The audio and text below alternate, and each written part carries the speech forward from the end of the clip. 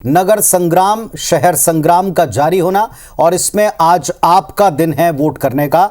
छत्तीसगढ़ में नगरीय निकाय चुनाव के लिए मतदान की प्रक्रिया सुबह 8 बजे से प्रारंभ हुई है, शाम को 5 बजे तक का वक्त है। यानी अब अंतिम घंटा बचा हुआ है, बल्कि 1 घंटे से कम का वक्त है। पहुंच जाएं, अभी भी वक्त है आपके पास। अगर आप मतदान केंद्र तक पहुंच जाते हैं तो आपको मतदान का अवसर मिलेगा। जो भी मतदान कक्ष तक या परिसर तक पहुंच जाएंगे उन्हें 2 बजे तक के आंकड़े हमारे पास आए हैं। अपडेट आपको देते हैं। पूरे प्रदेश में ओवरऑल 10 निगम सभी नगर पालिकाओं में मिलाकर 52.68 तकरीबन 53% मतदान की खबर 2 बजे तक है। यह आंकड़ा बढ़ना तय है। रायपुर में 2 बजे तक का जो वोटिंग परसेंटेज आया वो 28% रहा है। बिलासपुर में 2 बजे तक का प्रतिशत 35.81 यानी तकरीबन 36% मतदान हुआ है। इसी तरह रायगढ़ निगम में 2 बजे तक 54.4% मतदान हुआ है। दुर्ग में दोपहर 2 बजे तक का आंकड़ा 41.22% रहा है, जबकि महासमुंद में जो सभी नगरीय निकायों का ओवरऑल मिलाकर प्रतिशत रहा वो 48.11 यानी 48% रहा है। धमतरी में जो 2 बजे तक का मतदान फीसद है वो 44.43 है। और भानु प्रतापपुर नगर पंचायत में जो प्रतिशत रहा है वो भी आप टीवी स्क्रीन पर देख रहे हैं। अब देखें, आपको अपडेटेड आंकड़ा दे रहे हैं। शाम को 4:30 अभी नहीं बजा, लेकिन अब 2 बजे के बाद शाम 4 बजे तक के आंकड़े देखें। आंकड़े अपडेट हो गए हैं। और रायपुर नगर निगम में शाम 4 बजे तक 44.5 44% मतदान हुआ है। यह अभी तक का अपडेट हम आपको दे रहे हैं। बाकी से आंकड़े हैं। रायपुर का 44% के आसपास 44.5 ये मतदान रहा है रायपुर में शाम 4 बजे तक का। और अभी और आपके पास में आधा घंटा बचा है। जाकर मतदान केंद्र की कतारों तक या परिसर तक पहुंच जाएं तो आपको मतदान का अवसर मिलेगा। ये विभिन्न पालिकाओं में भी आप स्थिति देख रहे हैं। बीजापुर से भी हमको खबर मिली 2 बजे तक का 48.2% मतदान की जानकारी। बिलासपुर में 35.81 तकरीबन 36%। रायगढ़ में 54.4%। ये सब 2 बजे तक के आंकड़े हैं। और रायपुर का शाम 4 बजे का परसेंटेज सामने आ चुका है।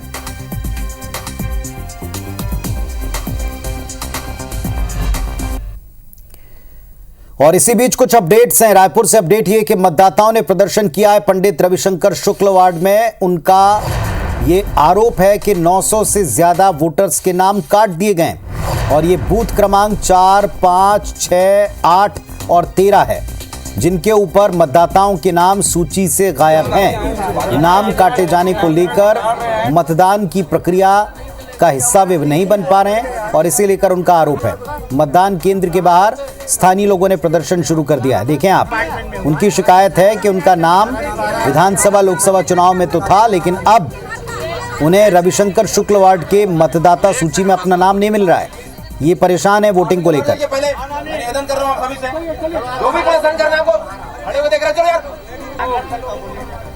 वोटर्स के अलावा कोई भी अंदर ना घुसे अंदर यहाँ पे, और जिसको परेशानी है, दिक्कत है, वो जाके बात करे।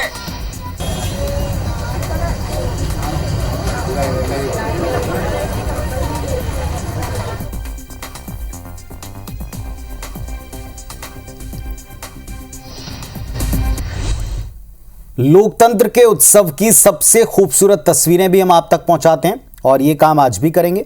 कुम्हारी में आप देखें लोकतंत्र की सबसे खूबसूरत तस्वीर।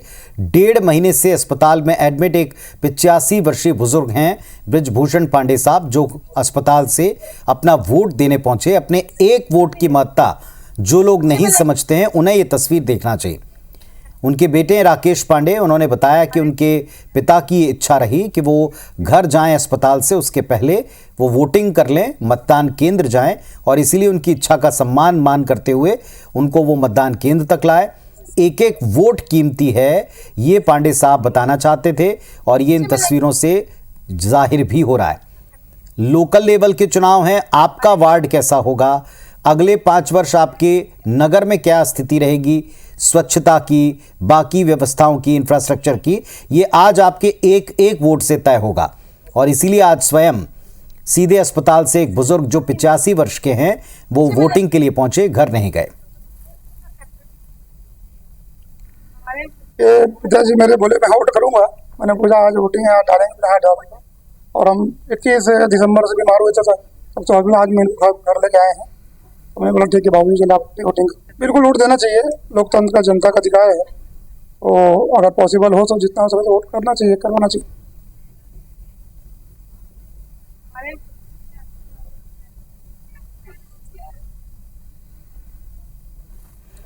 तो तस्वीरें हमने आपको दिखाई। 1.5 महीने अस्पताल में रहकर भी एक बुजुर्ग वोटिंग करने जा सकते हैं। तो फिर आप सोचिए कि आप और हम क्यों नहीं। और अगर हमको वोट करना है तो फिर सारे बहाने एक तरफ रखिए और जाइए, जाकर वोट कीजिए। अभी भी वक्त है आपके पास, बिल्कुल कम वक्त बचा, लेकिन जाकर आप अभी भी उस परिसर तक पहुंच सकते हैं, आपको वोटिंग का मौका मिल सकता है। बिलासपुर से एक बड़ा अपडेट है। तालापारा वार्ड में फर्जी वोटिंग की शिकायत मिली। कलेक्टर एसपी मौके पर पहुंच गए, मतदान का जायजा लिया है। बाल मुकुंद स्कूल का बूथ है जिस पर फर्जी वोटिंग की शिकायत के बाद प्रशासन पहुंचा हुआ है।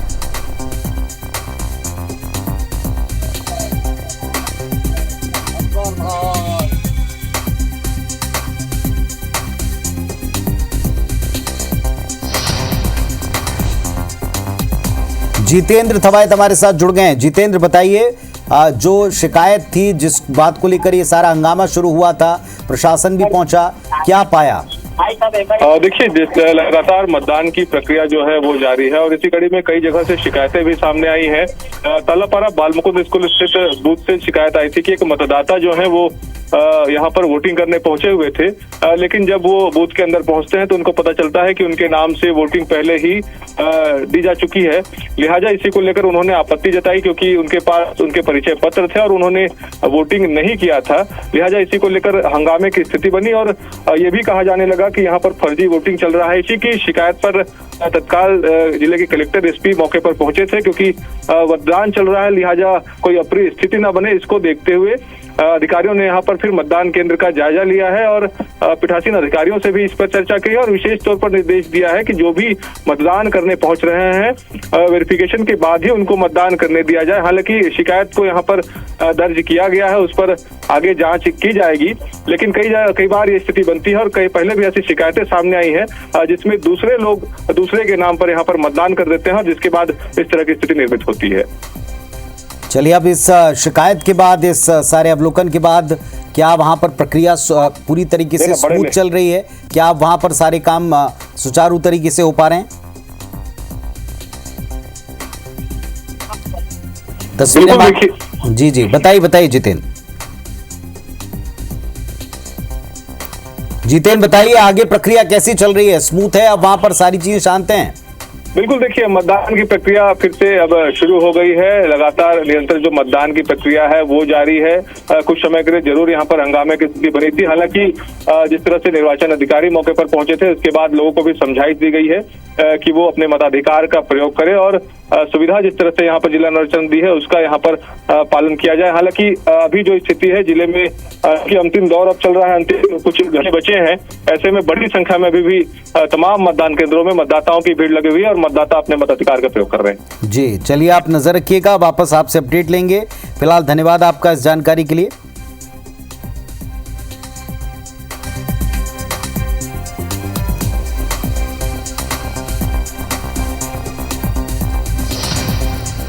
और छत्तीसगढ़ में नगरीय निकाय चुनाव को लेकर मतदान की प्रक्रिया अभी भी जारी रही और मंत्री से लेकर विधायक तक, विपक्ष के तमाम नेताओं तक सभी ने अपना अपना वोट डाला है, अपने मताधिकार का इस्तेमाल किया। बलौदाबाजार जिले में 8 निकायों में मतदान की प्रक्रिया देखी हमने। खेल मंत्री टंकराम वर्मा मतदान बूथों का जायजा लेते नजर आए। पहले उन्होंने स्वयं वोट किया, फिर बाकी जगहों पर गए। जिले के सभी निकायों में मोदी की गारंटी की लहर बताई जा रही है। भाजपा चुनाव जीत रही है, दावा हुआ है। भाजपा विधायक मोतीलाल साहू ने मतदान किया। इधर रायपुर शहर के अलग अलग बूथों पर जायजा लेते हुए बड़े नेता नजर आए। सक्ती में नेता प्रतिपक्ष डॉक्टर चरणदास महंत ने भी मतदान किया और कई अन्य बूथों पर जाकर निरीक्षण भी किया है। नेता प्रतिपक्ष ने कहा है कि पूरे छत्तीसगढ़ में कांग्रेस की जीत होगी। भाजपा पर आरोप लगाते हुए कहा कि मतदाताओं को डिस्टर्ब करने का काम बीजेपी कर रही है।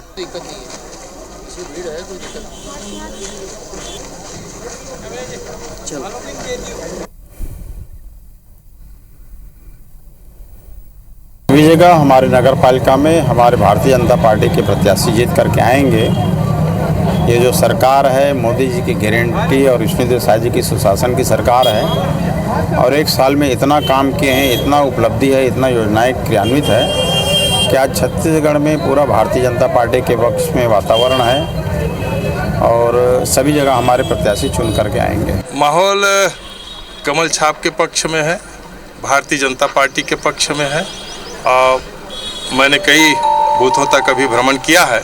सभी जगह पे लोगों की रुझान जो है भारतीय जनता पार्टी की तरफ है और कमल छाप की तरफ है। 5 से भी ज़्यादा सीटों पर आगे चल रहे हैं और हमें पूरा विश्वास है। हालांकि भारतीय जनता पार्टी पूरे धन बल को लगा चुकी है और भ्रष्टाचार करके वहाँ परेशान करके प्रताड़ित करके हमारे वोटों को डिस्टर्ब करने की कोशिश कर रही है। अस्तित्व का सवाल है, इसमें हर आदमी जाए और मतदान करे और बेहतर ढंग से भारत के लोकतंत्र को मजबूत करें। इधर रायपुर नगर निगम में वोट डालने के लिए 70 वार्डों में मतदान केंद्रों पर कतारें हमने दिन भर देखी। लोग धूप में भी अपनी बारी का इंतजार करते हमने देखे। मतदान केंद्र पर जिस तरह लोग पहुंचे, हमारी टीम ने उनसे बातचीत भी की, जाना कि उनके जहन में क्या चल रहा है। रायपुर नगर निगम चुनाव में मतदान को लेकर काफी उत्साह है। लोग सुबह से बता दें कि कतार लगाकर मतदान का इंतजार कर रहे हैं। तो महिलाओं की भूमिका इसमें सबसे महत्वपूर्ण होती है क्योंकि रायपुर में इस बार महापौर जो है वो महिला होंगी। रायपुर को महिला महापौर मिलने वाली है, तो जो महिलाएं हैं उनकी भूमिका सबसे ज़रूरी है। कौन सी बड़ी समस्याएं हैं जो सबसे पहले सॉल्व करना चाहिए? यही है, शहर की सफाई जो है, बहुत ज़्यादा गंदगी है रायपुर में, तो वही सफाई और हमारे शहर को सुंदर बनाना है। क्या मेन एजेंडा क्या लग रहा है आपको? इस चुनाव में क्या एजेंडा मेन बनेगा? जी बस यही है कि जो शहर है उसमें जो जगह जगह कचरा रहता है उसे साफ़ रखें, सेफ्टी मेंटेन करें। अब अगर वो भी औरत है तो उनको इस चीज़ पे ध्यान देना चाहिए कि लड़कियों की सेफ्टी सही रहे। ये क्या चल रहा है दिमाग में? वोट देना है तो कुछ तो चल रहा होगा। क्या एजेंडे, क्या मुद्दे दिमाग में? सिर्फ एक ही है कि सिर्फ विकास होना चाहिए और सब तरफ साफ़ सफाई, अच्छी व्यवस्था होनी चाहिए और नालियों की साफ़ सफाई ख़ास तौर पे, क्योंकि गंदगियों से बीमारियां होती हैं, है ना। अगर नालियों की प्रॉपर सफाई हो तो बहुत अच्छा रहेगा। लोग लगातार पहुंच रहे हैं, अपने अपने एजेंडे हैं सबके दिमाग में। हम अपने माध्यम से जो भावी महापौर हैं उनको बता भी रहे हैं कि क्या क्या समस्याएं रायपुर में हैं जिसे लोग दूर करना चाहते हैं। बढ़िए, निकलिए घर से और लोकतंत्र को मजबूत बनाने में अपना हिस्सेदारी निभाइए। कैमरामैन अनिल नागले के साथ संदीप शुक्ला, ABC24 रायपुर से।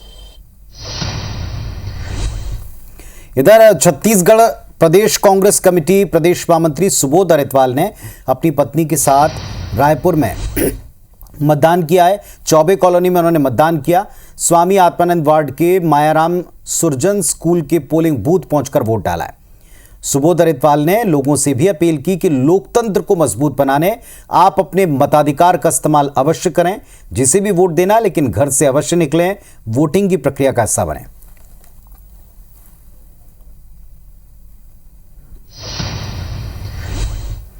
बस्तर में लगातार नक्सलियों के खिलाफ मिल रही सफलता के बाद पुलिस सावधानी से जवानों की वापसी पर ध्यान दे रही। जनवरी में बीजापुर में आईडी ब्लास्ट में 8 जवानों की शहादत के बाद अब यह विशेष सतर्कता बरती जा रही है।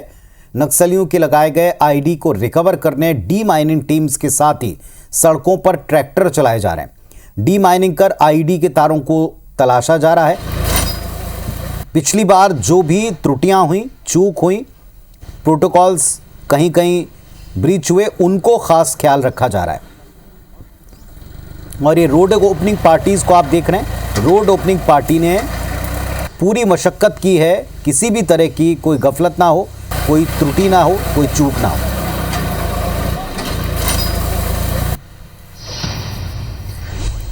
दंतेवाड़ा में नक्सलियों के लगाए प्रेशर आईडी की चपेट में आने से सीआरपीएफ का एक जवान घायल हो गया। घायल जवान को प्राथमिक उपचार के बाद एयरलिफ्ट कर रायपुर भेजा गया। घायल जवान के दोनों पैरों में गंभीर चोट आई है। जानकारी के मुताबिक सीआरपीएफ 231वीं बटालियन के जवान एरिया डोमिनेशन पर निकले थे। वापसी के दौरान जवान महिमानंद शुक्ला का पैर प्रेशर आईडी में आ गया और दोनों पैर चोटिल हो गए। घायल जवान को प्राथमिक उपचार के बाद पुलिस लाइन कारली से एयरलिफ्ट कर रायपुर भेजा गया है। इलाके में सर्च और तेज की गई।